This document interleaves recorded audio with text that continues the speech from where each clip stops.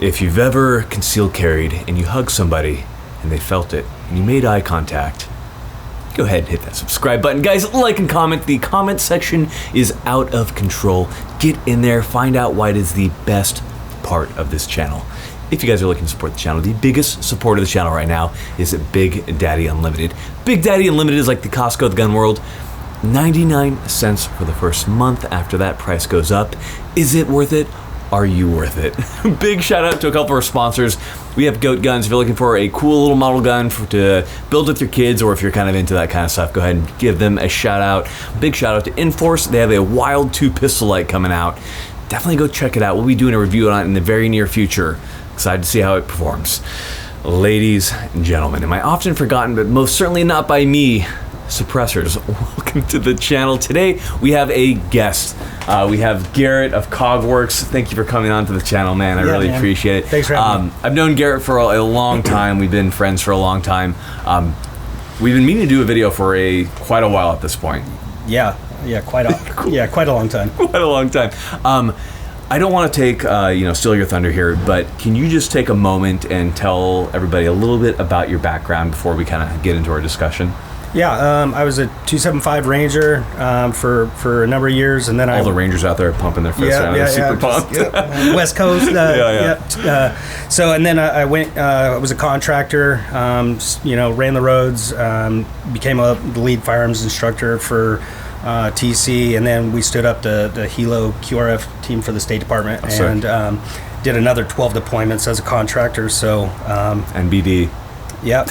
No big deal. I guess you have a little experience. And then I transitioned back stateside because my body was all jacked up, and got recruited into a weapons development company, and then now it's KAGWERKS. Now you have KAGWERKS. You are the owner of KAGWERKS, and made some pretty cool products.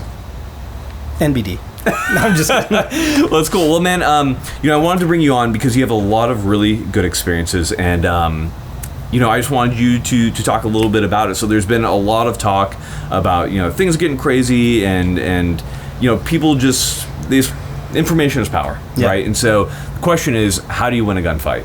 And that's a very broad question, but I'm going to go ahead and I'm going to put it to you. And I just want you to talk about some of your experiences, man, and, tell these people some good information. Well, basically, you have to have more guys putting accurate rounds than the other team.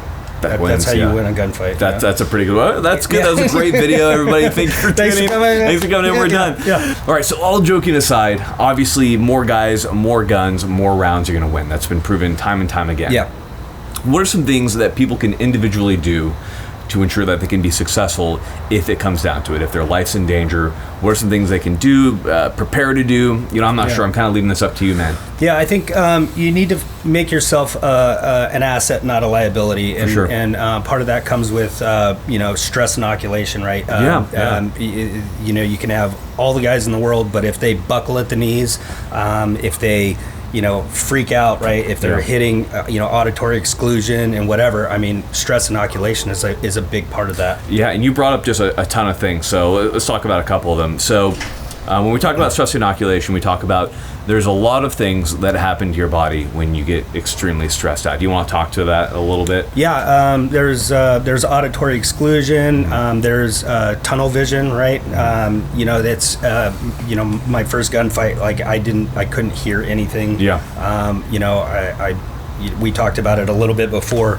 I had tunnel vision. Like stuff was starting to slow down, and I was like, wow, I am way too ramped up right now. Yeah. And each mission afterwards, when stuff kicked off, I started becoming like a calm cucumber. A little bit better. Yeah, and I always kind of looked at the CAG is the big brother of the Rangers, and those guys were just cool as ice cubes, like just blowing into a door, and when rounds were coming out, So, they're just no problem. Yeah, just like, hey, we got to do this. Let's go. So there's a lot that goes into stress inoculation, right? Ultimately, it comes down to putting yourself into more stressful situations than what you're typically in. So, what can people do just, in the comfort of their own homes in the United States? These guys probably aren't smoking through doors. What are some things that they can do to help with stress inoculation? It's a big topic of conversation in the military. Yeah. Right. Is how can we stress inoculate our guys when we're in training? Yeah. So competition always drives is a competition. Artificial. Every time, artificial stress inoculator there. Putting yourself to a time standard. That's kind of it works. It does, but it's not like if we were to have a preset thing where you're initiating and I'm reacting, and now we're trying to act react. That's always helpful because ego is in every one of us, and physical stress, mental and physical stress is basically the culmination of it. I mean, as much as you can create in an artificial environment. Absolutely, and I think another good one as well is UTMs, simunition. I think that's a great training aid that's been used, because there's nothing like using with UTMs. It's your actual gun, right? You've got your actual gun with a different bolt in there. You're pulling your own trigger, you're filling your own recoil, but you have living, breathing people also with their own gun, with their own stuff, firing right back. And they hurt like hell, right? They do. I was training a group of PJs from Moffett, Nice. and we were doing CQB, and I literally, after I got hit, I got stitched up in the pelvis, and it worked up, and I was like, please God, don't shoot me in the junk. But it was after that I was like it was basically as stressful as a gunfight, what I mean, because it was just like, can you work through the stress? Can you think clearly? Absolutely. Yeah. With stress inoculation, we talked about it before, but you said you started getting calmer and calmer the more you got through it. So there's something to be said about understanding how to regulate your heart rate, how to calm yourself down, because it's that adrenaline dump. Yeah. Just that something's new, and that comes down to putting yourself into new situations consistently. Yeah. To just understand what it feels like. How your body's going to react. Hey, this is why I ski, crazy slopes, or this is why I fight jujitsu or something like that, because you're consistently in a new situation, and you learn how to manage that adrenaline dump, at least in some small way. Yeah, I think the more you get used to being uncomfortable, the more you're familiar with that area. Become comfortable with being uncomfortable. Yeah, absolutely. Yeah, and so David Goggins, says it all the time, and but it's on the individual to be like, okay, I need to go do this right now, and I know it sucks, but it's going to pay dividends for what I'm trying to achieve. Oh, absolutely, man, and I definitely agree with that. So, first point, stress inoculation, something that you should really think about, and definitely find a way to increase through those variety of means that we've talked about. All right, so we've talked about stress inoculation. Garrett, what is next on your list for how to win a gunfight? Resiliency. Interesting. Okay. We always say just because you're hit doesn't mean you're out of the fight. Just because you're out of the fight doesn't mean you're dead. You know what I mean? Yeah, that's a good point. And so, just kind of having the ability to, while you may look like you're facing overwhelming odds, just keep chugging forward, because the tide can shift very quickly. Absolutely, I definitely agree, and I think resiliency also comes into more than just getting hit. It's also your attitude while things are going on, because mental toughness. Yeah, absolutely. I think we talked about that. Actually, I'll let you talk about it, man. You have way more mental toughness than I do. No. I mean, it's kind of a thing that I've been telling somebody, or people, they always say like, well, how did you get to where you are? And I'm like, I'm too dumb to quit, right? It's true though. Yeah. I mean, it's true. I can't tell you how many people have told me that going through the pipeline. Yeah. I mean, it's, I think a lot of people, any decently smart person would be like, okay, I'm tired of like headbutting this wall. And my mentality is like, I'm gonna beat this thing, right? Like I'm gonna bust my head through this eventually. Break that brick on your head. Yeah, breaking bricks on my head. So it's mental toughness, resiliency, like and it becomes a game with yourself mentally. It's like, how hard can you make it? And not like the defeatist mentality where it's like, okay, we are optimized to just make everything cush in our life, right? Of course. It's the people that are really kind of understand it. They want to throw challenges in their life to know that they still have it to beat it back. Absolutely. What's funny about resiliency is it comes down to the attitude as well, right? you think about the attitude of people who are really successful in really adverse situations that you've been in. How many times have you been about to do a turnaround, right? You do a mission, you get some immediate intel, and they're like, hey, we're going right now. And people are like, oh man, we gotta go right now, dude. You know? And honestly, it's that resiliency. Is that as stupid as it sounds, it all plays together. Everything's interconnected in life. I can't tell you how many times like we had a follow-on mission where we wake a bad guy up and out of his bed and we're jacking his phones and computers, and then and it just so happens that all of that information led to the next target, which was an hour and a half or 2 hours later, and sometimes we did 2-3 missions a night, and so it's like it's like training on a square range. Like those are optimal conditions, but how can you deal with a curveball? How can you deal with a follow-on mission? How can you deal with, oh shit, we're in an ambush? You know what I'm saying? Well, it's funny because people look at that and they're like, well, that was Iraq, man, that was Afghanistan. But it's like, dude, think about it. You're walking home from dinner with your wife or girlfriend or boyfriend, whatever, and suddenly a dude pops out and you're like, oh man, like how are you going to react to it? And that comes down to mental toughness and resiliency, just like Garrett was talking about. So it's a huge thing to think about. While we're on the topic of resiliency, I know you've had a lot of struggles in life, right? And I know you actually had a pretty big one recently, man. Do you mind talking about that? Because again, it all plays into it.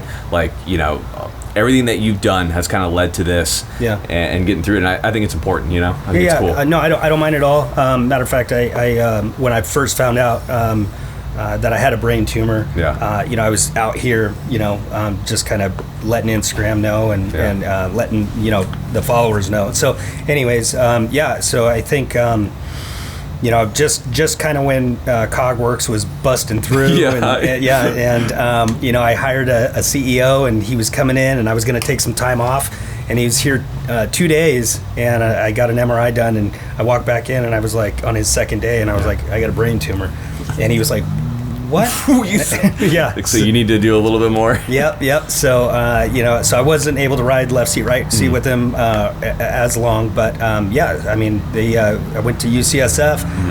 It was one of the most rare types. It has a 50% chance of growing back, so I have that lingering over my head. But they got me into the best doctors for this particular type of tumor, and they cut it out, and potentially I was going to have to relearn to use my right side, but definitely going to have to relearn to speak. And so turns out I woke up and was waving with my right arm, but good to go.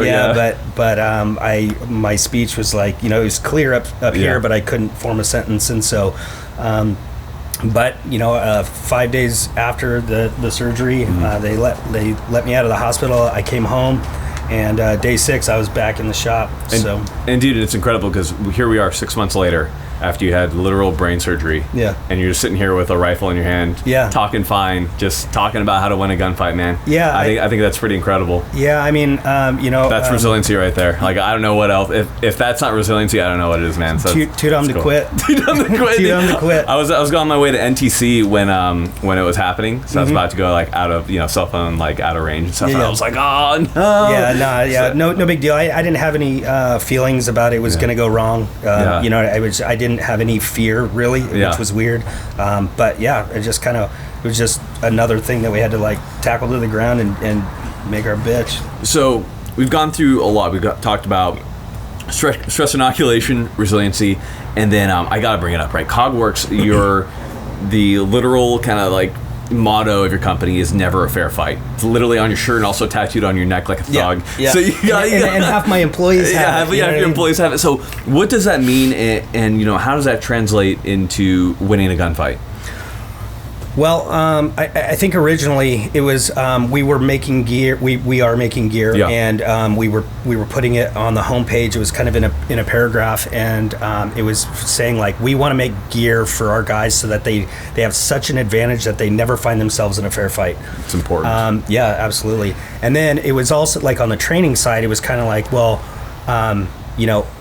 you might find yourself in not a fair fight, right? And so are you training to that level where it's 2-on-1, it's any number of things, right? Like pick your poison. So And then actually, you know, when I got the tumor, you know, my team went and, you know, and got it all tatted up, and That's sick, and so it was kind of like, yeah, hey, you're not, you know, after 14 deployments, you're not, this thing isn't supposed to take you out, but never a fair fight. Like let's go. Yeah, do everything we can. Yep. Never a fair fight. What's the first, you know, topic within Never a Fair Fight of how to make sure we win a gunfight? How do we make it not fair? Well, I think rule number one is just have like situational awareness. Yeah, absolutely. You know what I mean? I mean, know your environment, know where you're going ahead of time, what the conditions are there. You know, I mean, we live right across from Portland, and we are right across from Portland. We are literally right across from the Portland. river, from Portland. And you know, if I go over there, like I know that I have to have certain things. You know what I mean? I have to always, I'm a catastrophist, right? So I'm always thinking about the worst case scenario. Yeah, of course. And you know, it did me well overseas, and now it doesn't do me well in my home life, right? No, it does you very well. Well, no, I'm like you know, the baby's walking around with, you know, beads around her neck, and I'm like, she could, you know, fall and choke herself, and she's like, oh my god. So, but no, I'm probably gonna cut that out. No, yeah. So no, but situational awareness is definitely important because you have to be aware of what's happening around you. Yeah, right. Absolutely. And I think you talked about this quite a bit because you've been in a lot of situations I know overseas where situational awareness has pretty much been the difference for you. Yeah. I mean, you have to know your environment. So, you know, we would go to these meetings where it was like low pro. So you didn't have your long guns, you didn't pull them out of the truck, and you just kind of had a pistol under your suit coat. But you know, and Intel said, hey, this is like a friendly meeting, you know, friendly area. But you would kind of watch the vibes of you know, the intangible mannerisms of the locals, and you know, it was just like, hey, call it on the fly, like, hey, long guns out, right? Show of force. And then there's other times where, you know, that's, you know, you got to dress it down, you know. Absolutely. So I think situational awareness definitely top of that list of making sure that the fight's not fair, right? Because if you see what's happening, if you know what's going to be occurring, and that's important. And also, I think the thing we talked about earlier was body language, right? Oh yeah. What is the person doing? Yeah. So you know, you get into an altercation with somebody, or whether this be military, you know, somebody's posturing on you or something. Humans are animals. We are animals, and people act, especially untrained people, act certain ways when they're being aggressive. They start peacocking. Exactly. It's very common. Unless you're trained, most people tend to peacock a little bit. It's just, it's natural. It's just what your body does. So understanding what those outward signs of aggression are from a human being, as maybe they're getting ready to attack or something, is something that you as a concerned citizen should be studying up on, and you should know those signs.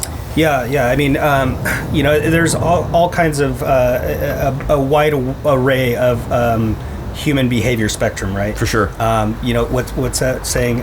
Real killers move in silence, right? You know what I mean? Yeah. Like they don't show nothing. But it's the guys that are peacocking and showing out, and you know, if you see that, just kind of, you know, break contact. Like just you know, I'm at the point where I've seen the worst of conflict, and I want to avoid it at all costs. But make no mistake, like, you know, if you get me in a corner, like, hey man, winning a gunfight doesn't always mean putting somebody to the ground. Winning a gunfight can be something as simple as coming home. Right? Well, or winning a fight in general. Like, just avoid it. You got the win. If you can avoid a fight, like, you should. But I mean, if you're, Absolutely.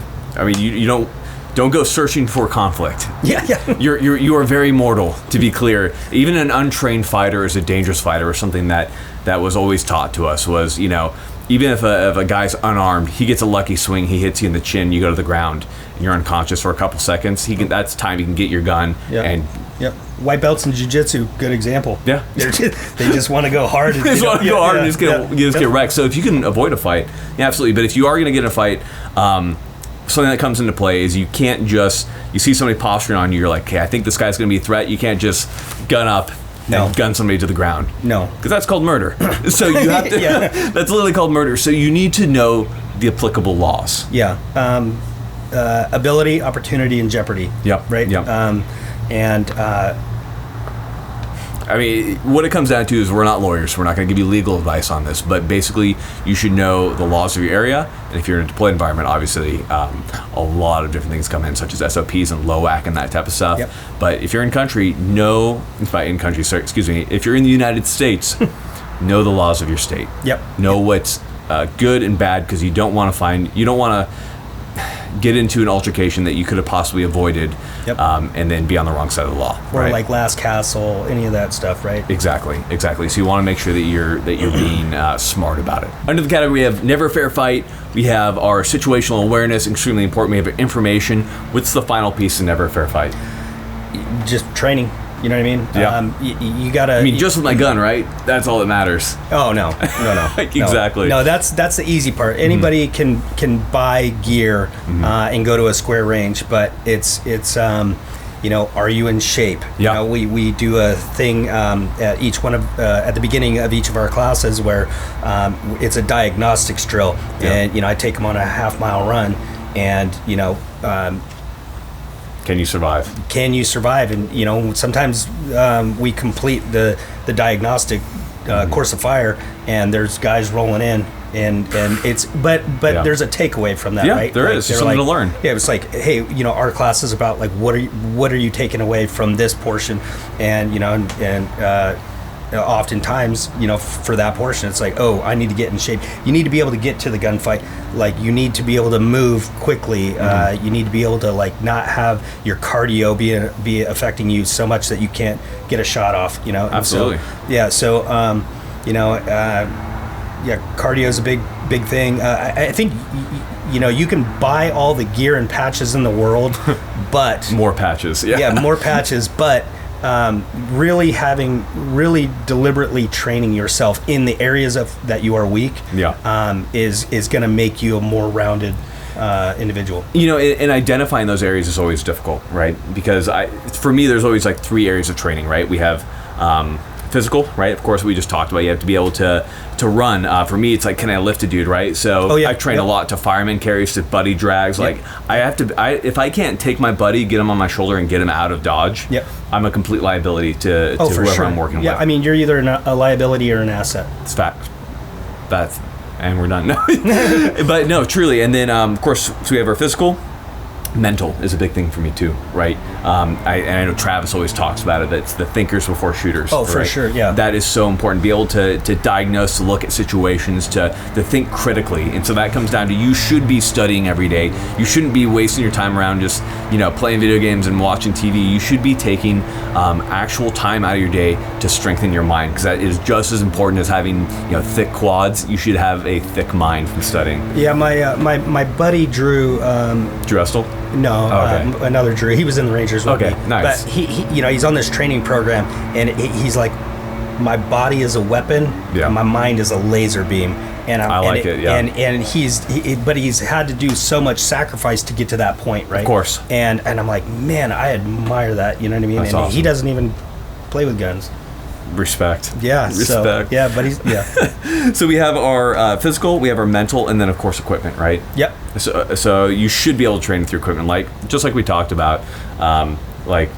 Being quick at your draw is very important. You should be able to know your equipment, but at the same time, if you are sub-second draw, but you can't run 100 meters with a buddy on your back, you got some serious problems. It's about balance. Yeah, I mean, I'm not the fastest shooter. I'm not the fastest draw. I'm not the fastest runner, but I put it all together well, right? You do. You're very well put together. Yeah, I would consider you like a blunt instrument, Yeah. To like break through a wall or something. Yeah, I would use like you. a brick. Yeah, like just a heavy. Or Garrett's head. I kind of just train my weaknesses, and I'm always trying to sharpen those areas. And I'm not like Mojo or Lucas or and I'm not like JJ Ricazza. Yeah. But great guy. Great guy. But being fast through efficiency is consistent. Fast hand speed is not predictable, right? Oh, So I look for the inefficiencies and try to carve those off, and it just makes me a jack of all trades. That's a fact, and I have to plug you, man, because you give out great training. I've been to the training courses with Garrett.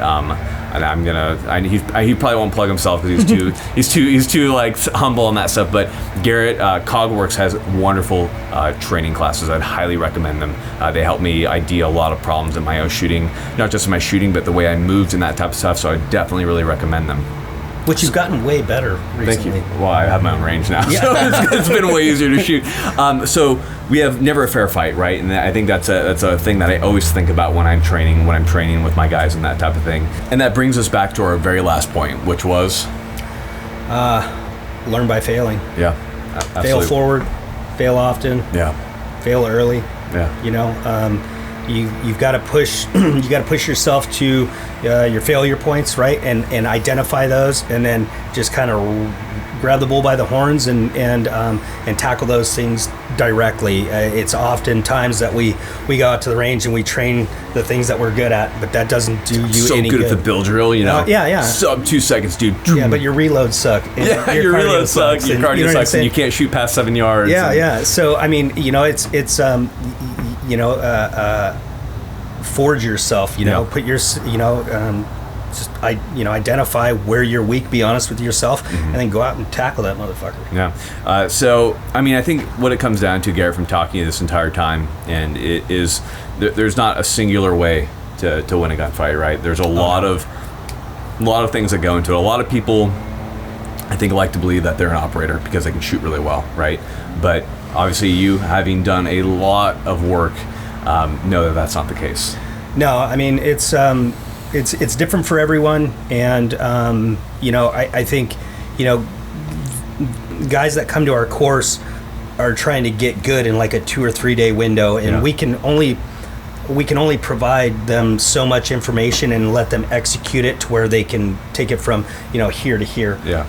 But they're emulating the guys that are doing it in real life, like yourself, and you guys are doing it full time. It's always, every day is, you're working out, every day you're doing medical, every day you're doing comms, every day you're shooting, you know what I'm saying? And so it's just rinse and repeat. So, manage those expectations appropriately, and and guys that say, I want to do a problem solver course, I'm like, you're not ready, because if you don't have it at a level of subconscious competence, meaning you just run the gun, like brushing your teeth, like Travis says, thinkers before shooters, like that gunfighting is only one, it's a tool for solving the bigger problem, of course, right? And so if you don't have that down, like pat, down pat, then so it's working mechanics and fundamentals to a point of like subconscious competence, and then when you got that licked, then you can go into the processing and problem solving. I love it, man. I love it. That's awesome, dude. I mean, you've given us a lot of really great information, a lot of really great things to work on. I know everyone probably coming in here thought that you're just gonna be like, all right, dudes, when you come in, you're gonna lean left and lean right, and then change your levels a little bit, and gunfight's over. But there's a lot that goes into it, so I can't thank you enough for coming on and taking the time to talk to them about a lot of the mental aspects of winning a gunfight that a lot of people don't think about. So thank you so much, man. Like we've always talked about, dude, I mean, it comes down to training yourself, right? Oh, yeah. It's really important. You are the weapon. Dude, your mind is the weapon, right? We've talked about it a lot. So, guys, make sure you get that training out there. Tons of great classes. I mean, we talked about it before. Of course, KAGWERKS, Bear Solutions, Drew Estel, love that guy. Yeah, dude, Bear's awesome. Bear's awesome. Haley, do you want to name anybody else that comes off the top of your head? Rune Nation. Yeah, Rune Nation's awesome, dude. Core Vision. Right? Oh, yeah, I love the dudes at Core Vision. Core Vision. Great guys. Gosh. So many. You're probably going to forget somebody, and they're going to be super pissed at you at this point. I had a tumor, so. And he's safe. So, guys, thank you so much for watching. Make sure you guys are taking care of yourselves, getting a little crazy out there. Guys, we've got nothing else for you. We're done. Dirty guns. Last thing for you guys. So I do to all my guests who come on my show, I'm going to ambush you. I want you to give a piece of dad advice to these people. It doesn't have to be dad, it has to be life advice or something, but I give them a piece of non-military, non-kind of gun advice that I allow my guests to just tell the people. Whatever, on the spot, whatever you want, man. If there's something that you teach your kids, if there's something that really speaks to you as a person, all you, man. And take the time that you need to think about it, since you have a tumor. Had a tumor. Yeah. I'll cut that part out. No, leave it. Don't pee into the wind. That's true. Okay. Ladies and gentlemen, thank you so much for watching. You guys know if you've gotten this far, the last thing I'm going to talk about is Survival Dispatch. Survival Dispatch is a subscription service for survival type information. Obviously, you've been through SERE courses. That type of stuff is important. Those types of primitive skills are very important. Definitely go check them out. Final shout out to my Patreon people. Thank you so much for making all this possible. Ladies and gentlemen, we love you guys. Take care of yourselves. We got nothing else for you.